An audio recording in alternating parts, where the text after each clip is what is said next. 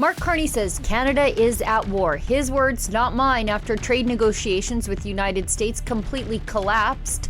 Carney was asked whether Canada was now in a trade war.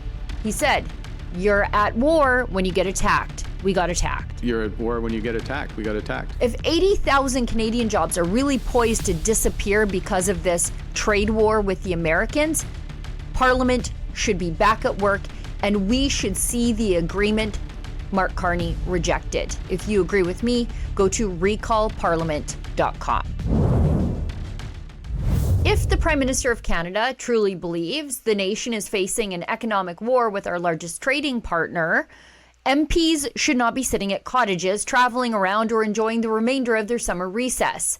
Cancel the vacations, recall Parliament, get back to work, and show us the trade deal that fell apart. Because this mess isn't theoretical anymore. Trade negotiations have completely imploded in on themselves. The Americans have imposed punishing new tariffs. Canada is preparing for retaliatory tariffs.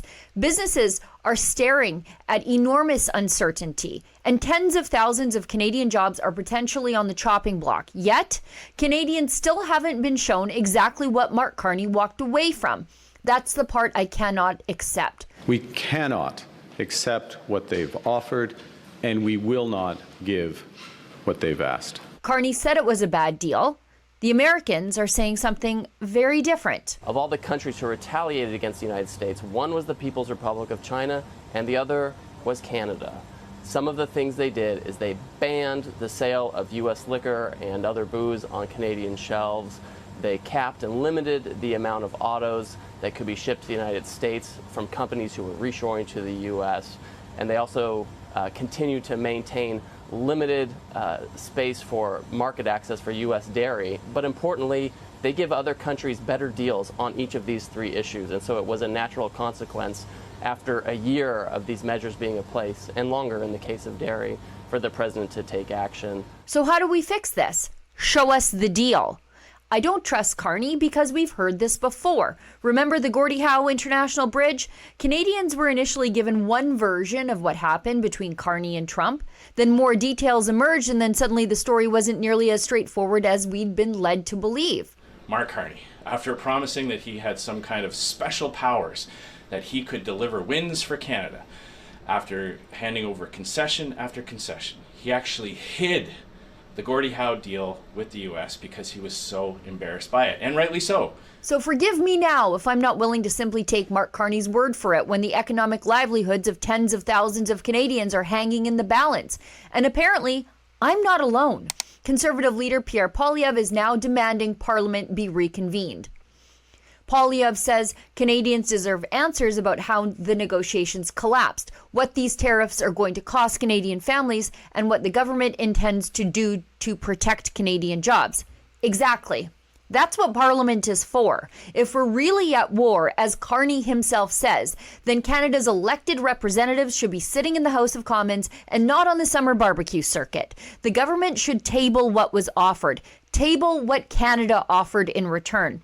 Tell us precisely what changed. Tell us precisely why Carney walked away.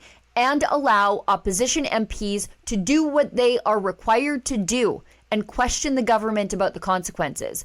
Because Canadians are being asked to just blindly accept an extraordinary proposition. We're being told that the most important economic relationship in this country's history has fundamentally changed or even ended.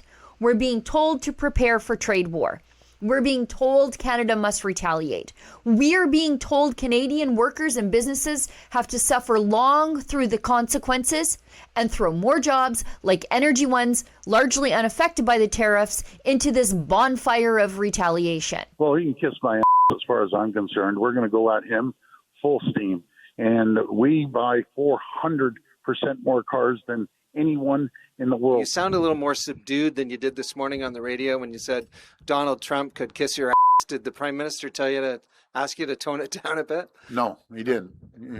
I'm not going to comment, but he wasn't against that. And I have a lot of real estate on my ass, so he has a lot of room to kiss my ass. So, But we're not allowed to see the deal that supposedly made all of this necessary? No. Absolutely not good enough. And don't tell me demanding answers is somehow traitorous or unpatriotic. Blindly believing politicians on either side of this isn't patriotism. Holding them accountable is democracy itself.